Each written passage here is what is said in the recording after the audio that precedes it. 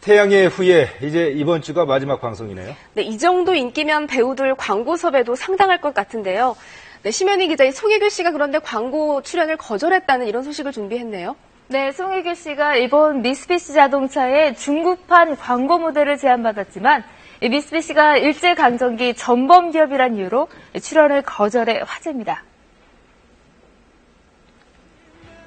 네, 송혜교 씨 측은 일본 팬들을 의식했다면 이번 일을 숨길 만도 하지만 역사적 사실이기 때문에 굳이 감출 이유가 없다는 입장도 밝혔는데요.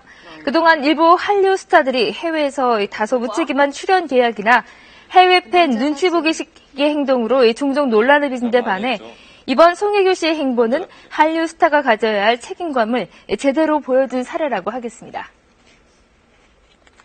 연예계 공식 커플인 개그맨 장동민 씨와 가수 나비 씨가 KBS 예능 나를 돌아봐에서 하차하게 됐습니다.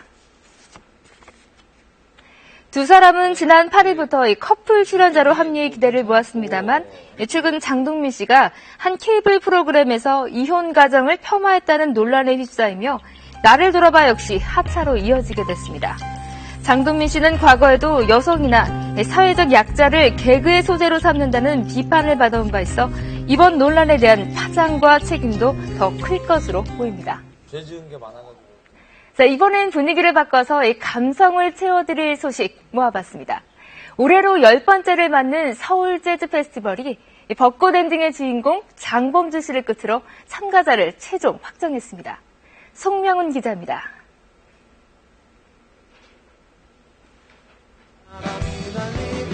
싱어송라이터 장범준이 서울 재즈 페스티벌의 마지막 참가자로 합류했습니다. 장범준은 축제 마지막 날 무대에 올라 특유의 감성적인 노래들을 들려줄 예정입니다. 올해 서울 재즈 페스티벌에는 재즈 기타의 거장 팻 메스니와 영국을 대표하는 재즈싱어 제이미 컬럼 등 세계적인 재즈 뮤지션들이 참가합니다. 또 인디록 그룹 혁오와 래퍼 빈지노 등 다양한 장르의 뮤지션들이 축제에 함께합니다. 삼형제 밴드 산울림의 둘째 김창훈이 4년 만에 새 노래 흑석동을 발표했습니다. 흑석동은 산울림 삼형제의 고향으로 고인이 된 동생 김창익에 대한 그리움이 담겼습니다. 맏형 김창완과 달리 음악 활동이 뜸했던 김창훈은 흑석동을 시작으로 매달 한 곡씩 노래를 발표할 예정입니다. 국립극단이 근현대 희곡을 되돌아보기 위한 연속기획으로 50년 전 극작가 이근삼이 쓴 국물이 싸웁니다를 무대에 올렸습니다. 국물이 싸웁니다는 산업화 시대의 세태와 모순을 보여주는 풍자적 희곡입니다. KBS 뉴스 송명훈입니다. 네, 바로 어젯밤에도 많이들 보셨을 텐데요. 월화 드라마 동네 변호사 조드로가 회를 거듭할수록 큰 인기를 끌고 있습니다. 그 비결을 짚어봤습니다.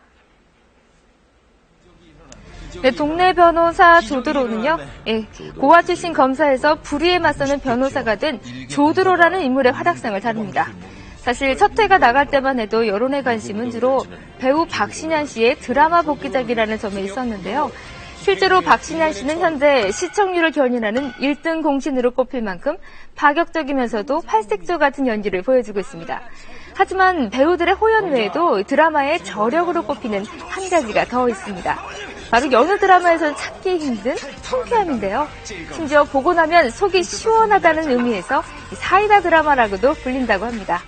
기존 법정 드라마와 달리 무겁지 않으면서도 생활에 밀접한 에피소드를 다뤄서 공감을 사고 있고, 그렇다 보니까 사건이 해결됨에 따라 그 감동과 후련함도 배가 된다는 겁니다.